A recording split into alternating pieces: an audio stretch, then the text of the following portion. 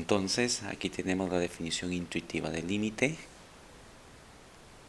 Decimos que la función f tiende al límite L cuando la variable t tiende a t0, si para valores cercanos de t a t0 los puntos que genera f están cerca a L. Entonces ya dijimos que el problema de esta definición, que aparentemente es clara para nosotros, es que el concepto de cercanía es ambiguo, ¿no? ¿Cuándo diremos o cuándo un punto está cerca a otro? Eso podría ser algo relativo.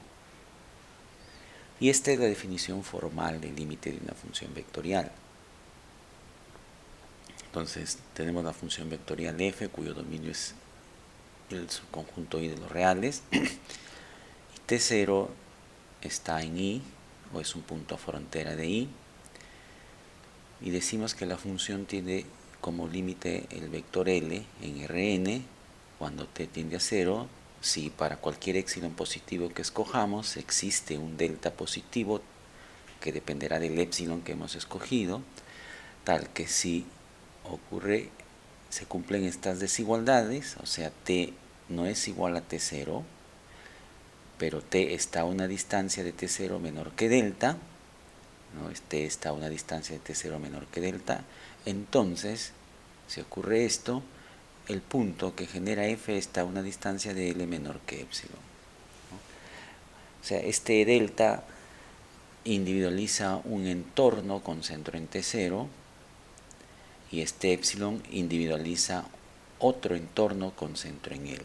Lo que estamos diciendo en esta definición entonces es que si yo escojo el épsilon, si escogí el entorno con centro en L, hay un delta adecuado, o sea, hay un entorno con centro en T0 en R, con la propiedad que todos los puntos de este entorno tienen su imagen dentro del entorno en Rn. ¿Cómo calcular el límite de una función vectorial? Para eso tenemos este teorema que nos vamos a demostrar, que nos dice cómo hacerlo. Dada la función vectorial f de R a Rn con n funciones coordenadas, el límite de la función f es el vector L cuando la variable t tiende a t0 y el vector L tiene estas componentes, si y solo si el límite de cada función coordenada es L sub i. Entonces, el subíndice i va a variar de 1 hasta n, o sea, aquí tendríamos el límite de f1 de t es L1, el límite de f2 de t es L2 y así hasta el límite de fn de t es Ln. Este sí y solo sí en matemáticas quiere decir que el teorema tiene dos sentidos. Podríamos decir que hay dos teoremas en uno. Este teorema nos está diciendo que si la función vectorial tiene límite, entonces cada función coordenada tiene límite.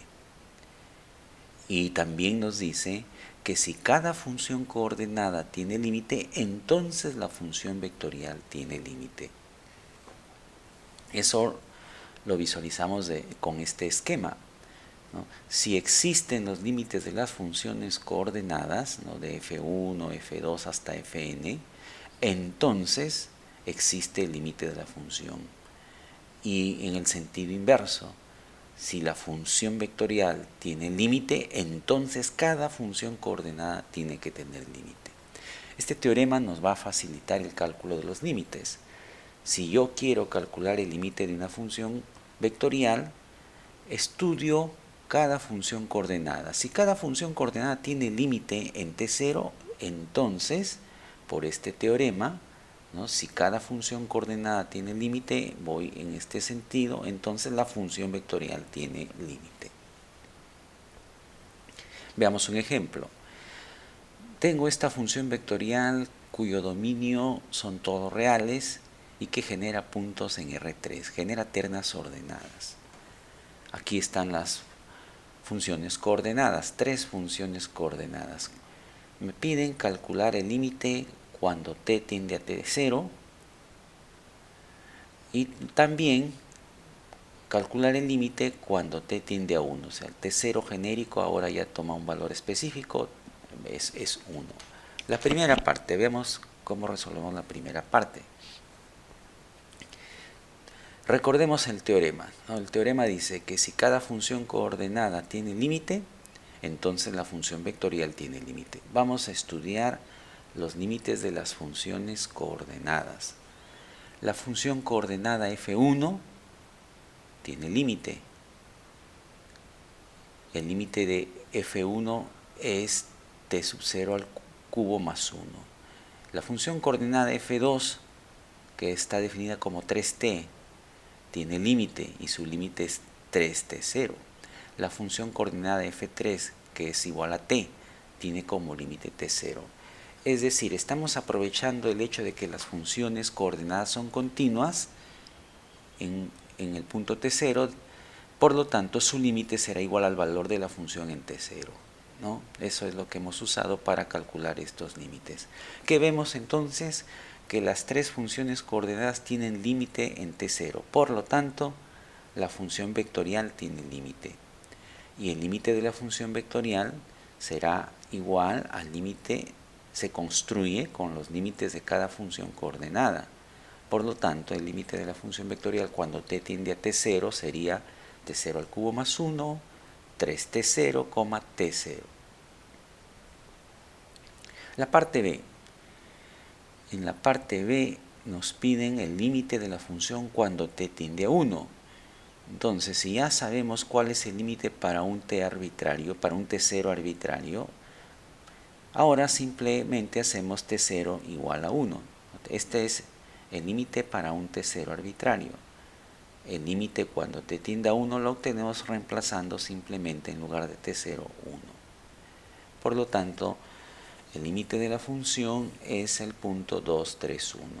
Quiere decir que cuando me acerque en el eje de los reales me acerque a 1, cuando la variable t tome valores cercanos a 1, los puntos que genere la función estarán cerca del punto 2, 3, 1.